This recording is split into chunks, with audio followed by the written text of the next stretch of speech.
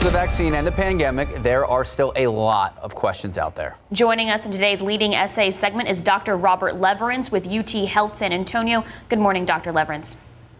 Hey, good morning. Thank you for having me. Thank you for being with us this morning. Now, we have the Pfizer vaccine here in San Antonio right now. So how has the distribution gone and what is the plan going forward?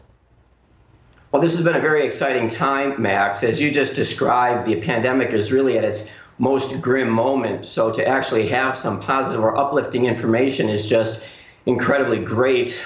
This has been a landmark moment for many of our healthcare providers, a moment filled with emotion and tears of joy by many. We vaccinated, even at our own institution, thousands of healthcare providers just over the past 4 days. So it's going very well. We're making a lot of progress and we're very excited.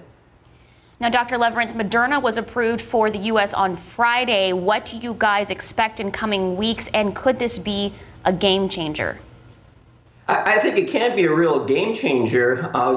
With all of the excitement of the Pfizer vaccine, one of the logistical problems is being able to move the vaccine from one center to another center because of the ultra-cold storage that's required. Well, Moderna doesn't require that, so our hope is that Moderna vaccines will be populating the freezers of small pharmacies and small provider offices this week. And so we can get these vaccines out to assisted living homes, nursing homes, home health care, individual provider offices, and get their staff vaccinated and the providers themselves vaccinated. So really extending what we started this past week.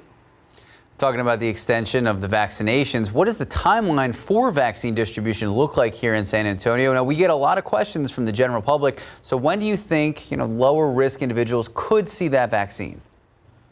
Boy, Max, as we've spoken about before, there's so many factors involved here with the new vaccines that are coming down the pike and the amount of the supply and the timing of the supply for the current vaccines.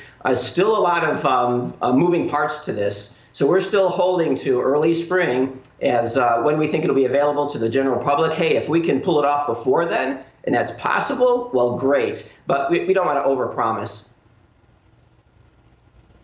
All right, thank you so much, Dr. Leverance, and he'll be back joining us again in our 8:30 half hour.